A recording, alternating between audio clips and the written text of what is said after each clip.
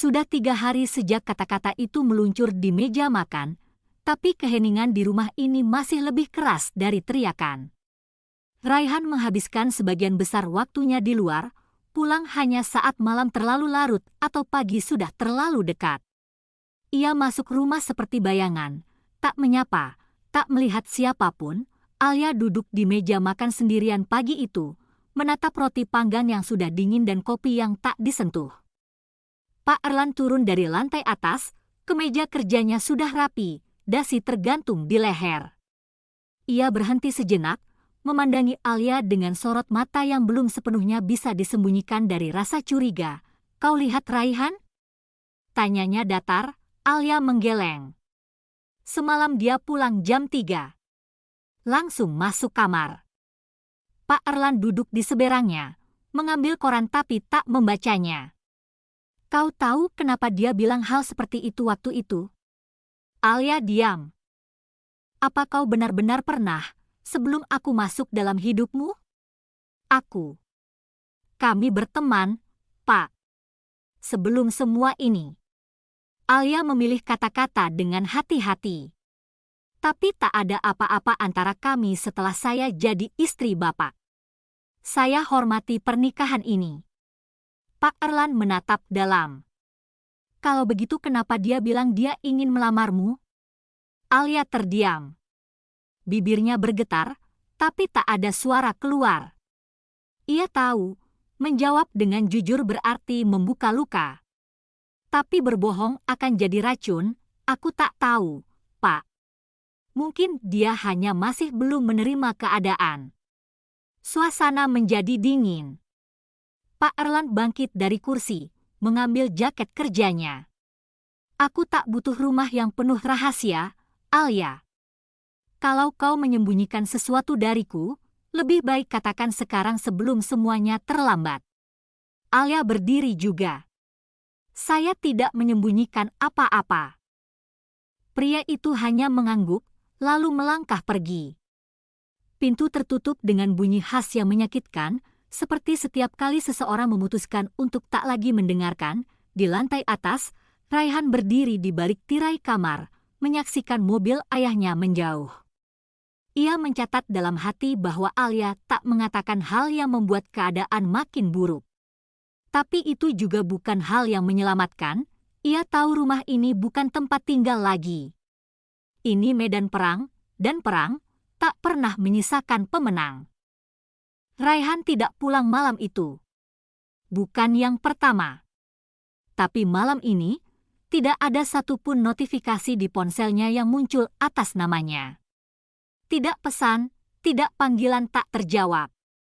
Hanya hening, sepi yang membungkus jantung Alia dengan dingin yang perlahan menusuk. Ia duduk di depan televisi yang menyala tanpa suara, mencoba fokus pada drama malam yang wajah tokohnya terlalu bahagia untuk dibandingkan dengan hidupnya. Sesekali ia menoleh ke pintu, berharap suara langkah itu muncul, tapi tidak pernah datang. Jam menunjukkan pukul 1.34 saat akhirnya ia menyerah. Ia bangkit dan mematikan televisi. Tapi belum sempat ia melangkah ke kamar, suara pintu terbuka terdengar. Raihan masuk. Jaketnya basah oleh embun malam, mata merah seperti habis menahan tangis, atau kemarahan, atau keduanya. Alia berdiri di tengah ruang tamu, tubuhnya membeku seperti patung. Raihan mengangkat wajah. Mata mereka bertemu. "Maaf," katanya pelan. "Aku tahu. Aku nggak seharusnya pulang jam segini." Alia menggigit bibir. "Kau pergi kemana?" Raihan tertawa kecil. "Kalau aku bilang aku hanya keliling kota tanpa tujuan, apa kau percaya?" Alia tak menjawab. Ia hanya melangkah mendekat, berdiri di hadapan Raihan, cukup dekat untuk mencium aroma tembakau dari jaketnya. Sesuatu dalam diri Alia seperti mau runtuh. Mungkin kesabaran, mungkin batas. "Ray, kau tidak bisa terus seperti ini," ucapnya pelan. "Kalau aku bilang aku ingin pergi selamanya, apa itu lebih baik?" Raihan menatap dalam. Alia menarik napas tajam. "Jangan bicara seperti itu." "Kenapa?" Karena aku anak dari pria yang jadi suamimu? Suaranya bergetar. Alia memejamkan mata. Karena aku ingin kau bertahan meski kau benci rumah ini. Karena kalau kau pergi, aku akan sendirian menghadapi semua ini. Hening, Raihan menatap wajah Alia lama sekali, sebelum akhirnya memutar tubuh dan berjalan ke arah tangga. Kalau begitu, aku akan coba bertahan. Tapi jangan harap aku akan baik-baik saja. Langkahnya pelan, tapi berat. Dan ketika suara pintu kamarnya tertutup, dunia Alia seperti kehilangan cahaya yang sudah redup sejak lama. Di lantai bawah, ia duduk kembali di sofa, menyembunyikan wajah di tangan. Untuk pertama kalinya, ia menyadari bahwa rumah ini tak lagi punya sudut yang bisa membuatnya merasa aman. Semua yang ia lihat hanya tembok-tembok dingin dan kenangan yang ingin dihindari, dan satu kenyataan yang tak bisa dibantah. Ia dan Raihan masih punya rasa yang tak selesai. Pagi itu, suara piring yang dibanting nyaring terdengar dari dapur. Alia yang baru turun dari tangga terhenti, mematung di anak tangga terakhir. Dari balik pintu dapur yang setengah terbuka, ia melihat Pak Erland berdiri membelakangi Raihan, tangan mengepal di sisi meja. Aku sudah bilang, Raihan. Kalau kau memang tak suka tinggal di rumah ini, pergilah. Jangan setengah-setengah. Raihan duduk di kursi makan dengan kaki bersilang. Sikapnya dingin, bahkan sinis. Aku tidak sedang minta izin, Ayah. Aku cuma ingin Ayah tahu kalau aku pergi bukan karena kalah, tapi karena muak. Pak Erland berbalik cepat. Muak? Dengan apa? Dengan rumah ini yang sudah menghidupimu. Dengan segalanya, Raihan menjawab, tenang namun tajam. Dengan sikap ayah yang selalu merasa benar, dengan pernikahan yang memaksakan, dengan rumah ini yang tidak lagi terasa seperti rumah.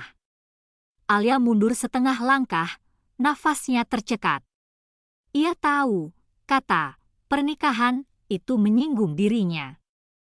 Tapi ia tetap diam, tahu bahwa jika ia masuk sekarang, segalanya akan meledak. Pak Erland menghela napas berat. Aku menikah dengan Alia karena aku mencintainya. Benarkah? Raihan menyipitkan mata. Atau karena kau tahu dia tak punya pilihan? Karena kau tahu dia butuh uang buat pengobatan ibunya, dan kau jadi dewa penyelamat? Tamparan itu tak nyata, tapi telak. Bahkan dari luar dapur, Alia bisa merasakan luka yang mengoyak hati Pak Erland. Jaga mulutmu, Raihan, gumam Pak Erland, pelan namun dingin. Kau tak tahu apa-apa. Aku tahu lebih dari yang kau kira. Sunyi, kemudian, Raihan bangkit dari kursi. Aku akan pergi beberapa hari. Jangan cari aku. Kalau kau keluar dari pintu ini, jangan harap kau bisa kembali seenaknya, ujar Pak Erland. Raihan menatap ayahnya. Untuk sesaat, matanya berkaca, tapi segera ia berpaling dan berjalan cepat keluar dari dapur. Alia yang berdiri di balik dinding segera mundur, mencoba sembunyi. Tapi langkah Raihan sudah terlalu dekat. Mereka bertatapan lagi, untuk kesekian kalinya dengan luka yang tak pernah selesai. Aku nggak pergi karena kau, katanya cepat, sebelum Alia sempat bicara. Tapi karena aku nggak bisa tinggal di rumah yang membuatku membenci diriku sendiri. Alia hanya mengangguk pelan, menahan air mata. Raihan melewati pintu depan tanpa menoleh. Dan kali ini, tidak ada yang tahu berapa hari ia akan pergi. Hari-hari tanpa Raihan berjalan lambat dan sunyi, Alia berjalan di lorong rumah yang lengang, setiap langkah kakinya terdengar jelas di lantai kayu. Di ruang tengah, televisi menyala tapi tak ada yang benar-benar menonton. Hanya suara-suara dari dunia lain yang berusaha menutupi keheningan yang menggantung. Pak Erland duduk di kursi, mengenakan kemeja kerja meskipun belum berniat pergi. Ia menatap layar TV, tapi matanya kosong. Sesekali ia melirik ke arah Alia, yang sedang merapikan meja, memasukkan buku-buku yang berserakan. Dia belum menghubungimu? Tanya Pak Erlan tiba-tiba. Alia menoleh, terkejut. Siapa? Raihan. Alia menggeleng. Tidak, Pak. Pak Erlan mendengus. Aneh. Biasanya kalau dia marah, paling lama 2 hari. Sekarang sudah 4. Alia menggenggam ujung meja. Mungkin dia hanya butuh waktu. Pak Erlan berdiri perlahan, lalu berjalan mendekati Alia. Alia, aku ingin tanya sesuatu. Jawab dengan jujur. Alia menatapnya, hati langsung berdegup cepat. Selama ini ada sesuatu antara kamu dan Raihan? Pertanyaan itu menghantam seperti badai. Udara di antara mereka seketika menjadi berat. Alia menelan ludah, mencari cara untuk menjawab tanpa terdengar terlalu cepat atau terlalu pelan. Tidak, katanya pelan. Tidak seperti yang Bapak pikirkan. Tapi kau mengenalnya sebelum mengenalku, bukan? Alia mengangguk. Ya. Kami pernah berteman dekat. Pak Erlan menyipitkan mata. Tapi bukan lebih dari itu? Alia terdiam. Itu bukan kebohongan jika ia mengatakan tidak tahu jawabannya. Perasaan itu selalu ada di antara mereka, menggantung, tanpa nama, tanpa wujud. Tidak, Pak, jawabnya akhirnya. Saya tidak pernah berpikir akan menjadi istri Bapak saat itu. Pak Erlan menatapnya lama, seolah mencoba membaca kebenaran dari raut wajah Alia. Tapi akhirnya ia mengangguk pelan. Kalau begitu, jangan sembunyikan apapun dariku. Rumah ini sudah cukup banyak rahasia. Alia mengangguk lemah. Saya mengerti. Pak Erlan berbalik, mengambil kunci mobil di meja. Sebelum keluar rumah, ia sempat berkata, kalau Raihan menghubungimu bilang aku ingin bicara. Sekali saja. Setelah itu, dia boleh pergi sejauh-jauhnya. Pintu tertutup. Dan Alia kembali sendirian di rumah besar itu. Tapi kali ini, bukan hanya sepi yang menyelimuti, tapi juga rasa bersalah yang semakin menekan. Ia berjalan menuju kamarnya, membuka laci meja kecil di sudut ruangan. Di dalamnya, sobekan surat yang setengah terbakar masih tersimpan, tulisan tangan Raihan yang menyatakan perasaannya. Alia menyentuhnya perlahan, seperti menyentuh luka lama yang belum kering.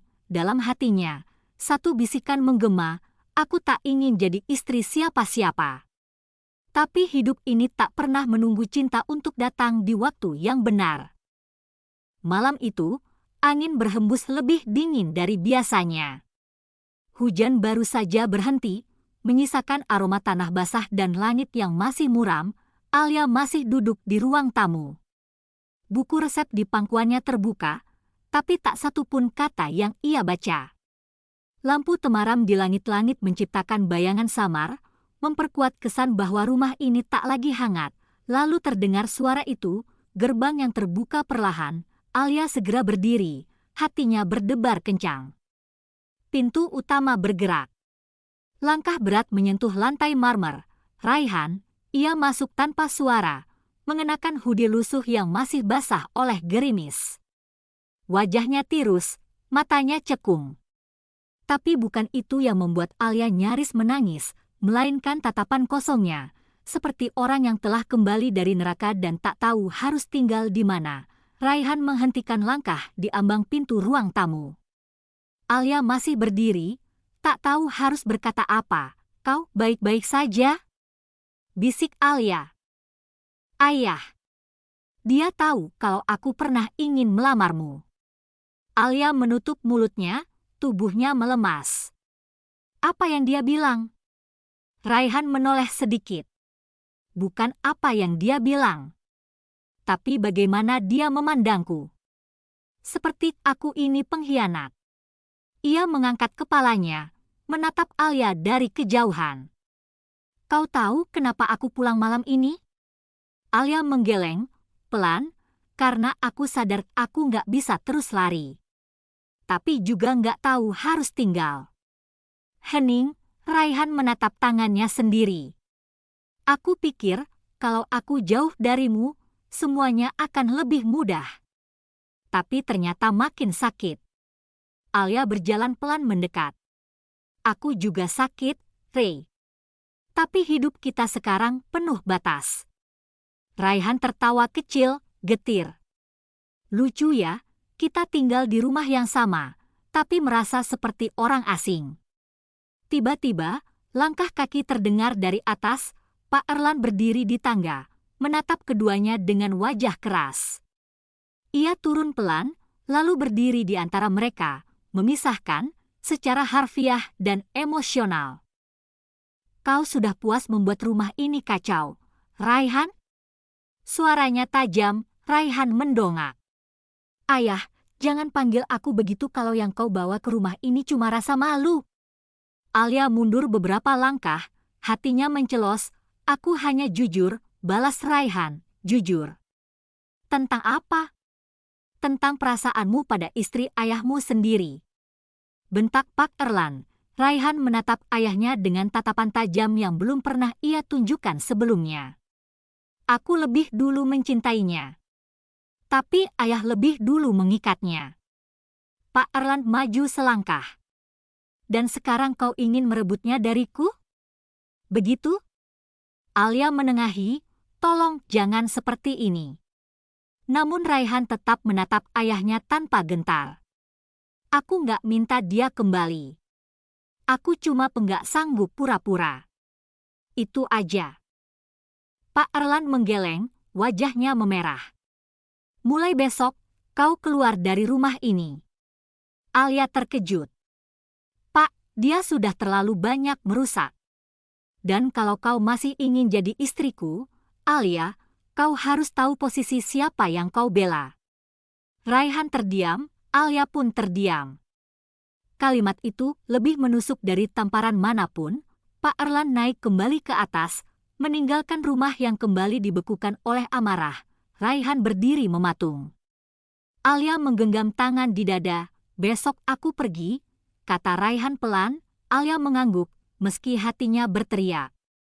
Tapi ia tahu rumah ini tak cukup besar untuk menampung cinta yang dianggap salah, dan malam itu, hujan turun lagi, membasahi rumah yang kian sepi. Membasuh luka yang tak tahu kapan sembuhnya.